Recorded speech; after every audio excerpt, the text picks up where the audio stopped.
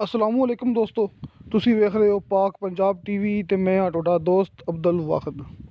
दोस्तों माशाल्लाह अज मैं तुहाडे वास्ते बहुत ही शानदार बिल्कुल मेन रोड के उपर दोस्तों डबल रोड के उपर एक ज़रई फिलहाल ज़रई क्योंकि इत्थे मालका ने गंदम काश्त की पट्ठे वगैरह काश्त किए हुए हैं, लेकिन कमर्शियल ज़मीन है दोस्तों। 2.5 एकड़ इत्थे अपने को 2.5 किले इत्थे अपने को कमर्शियल ज़मीन है। सब तो पहले मैं तुहानूं भरावां नूं दसांगा इस ज़मीन की इस जगह की मुकम्मल लोकेशन। ये दोस्तों लोधरा खानेवाल मेन रोड, रुकनपुर अड्डा बंगला बसंतपुर लोधरा शहर तो सिर्फ 7 या 8 किलोमीटर फासला लोधरा खानेवाल रोड ते। ये 2.5 एकड़ ज़मीन इंदा माशाल्लाह इंदी बेस्ट गल ये कि एक ही बंदे दे नां ते रजिस्ट्री इंतकाल एक ही बंदे दे नां ते। ये तुहाडे भरावां दे सामने इत्थे बिल्कुल नाल मालक दा कहना है इत्थे सामने इस ज़मीन सामने बिल्कुल नाल इत्थे बनदा पिया पेट्रोल पंप। थोड़ा जिहा अगे जाके इस मेन रोड ते बनदा पिया दफ्तर पेट्रोलियम दफ्तर बनदा पिया बिल्कुल नाल ही। इस तो इलावा दोस्तों ये 2.5 एकड़ ज़मीन का जो फ्रंट माशाल्लाह वो है 400 फुट। दोस्तों इस वास्ते बड़ी बेहतरीन ज़मीन है, खासकर किसी मेरे भरा ने तो कोई भी फैक्ट्री लगानी हुए, पेट्रोल पंप, कोई भी कारोबार तुसी इत्थे कोई भी कारोबार शुरू कर सकते जी, क्योंकि 2.5 एकड़ ज़मीन तो माशाल्लाह इंदा 400 फुट फ्रंट जड़ा कि थोड़े भरावां पर दिखा चुके हैं। यह वेखो थोड़े सामने डबल रोड के उपर मेन रोड के उपर इंदा 400 फुट फ्रंट। ये सामने अपन दिखा रहा कैमरामैन कि इत्थे पेट्रोल पंप बनता पिया, आप जूम किया है नाल इत्थे पेट्रोलियम दफ्तर बनता पिया। ये सामने पेट्रोल पंप बनता पिया थोड़े भरावां दे सामने। इस वास्ते जी जगह है ये नहायत ही शानदार है, बहुत अच्छी इनकी लोकेशन है। लोकेशन मैं तुहानूं भरावां नूं एक दफ़ा फिर दस देना कि लोधरा शहर तो सिर्फ 7-8 किलोमीटर फासला। ये खानेवाल रोड रुकनपुर अड्डा बड़ा मशहूर है, रुकनपुर अड्डा बंगला बसंतपुर लोधरा।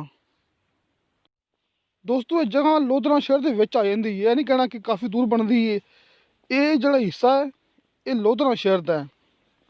अगर किसी भरा नूं इनकी लोकेशन के बारे च या किसी भी गल के बारे च समझ ना लगी हुए तो जिस तरह कि तुहानूं भरावां नूं सामने नंबर नज़र आ जाएगा, ऑफिस नंबर जिहड़े दोस्त ने मैनूं ये मूवी सेंड की मालिक उनका नंबर नहीं, उनका नंबर जिहड़ा भरा मौके पर आएगा, जिहड़ा कि ज़मीन का खरीददार होएगा, वो साडी गारंटी होएगी कि उनकी मुलाकात डायरैक्ट मालक नाल होएगी।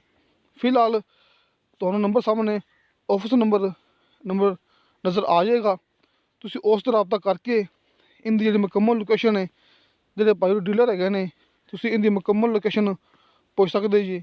जो भी गलबात तुसी मजीद पुछनी हुए मैं मूवी दे विच ना कीती हुए तुसी वो गलबात पुछ सकते जी। किसी मेरे भरा नूं जगह के बारे च ना पता लग्या हुए तुसी पुछ सकते जी कि जगह किहड़ी जगह ते आ जांदी है ते इंदा की हिसाब किताब है, कितना दूर है शहर तो।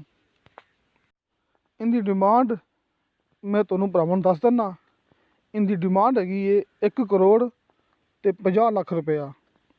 1 करोड़ 50 लख रुपया, मिसाल तौर पर 1.5 करोड़ फी एकड़ के हिसाब नाल। मुकम्मल 2.5 एकड़ ज़मीन 1 करोड़ 50 लख रुपया फी एकड़ की डिमांड। जिस तरह के तुहानूं पता दस चुके हैं कि ज़मीन बिल्कुल मेन रोड के उपर आ जाती है, तो बतौर मालक दे जी आस पास ज़मीन हैगी है उनका 2-2 करोड़ एकड़ के हिसाब नाल मंगते पे ने।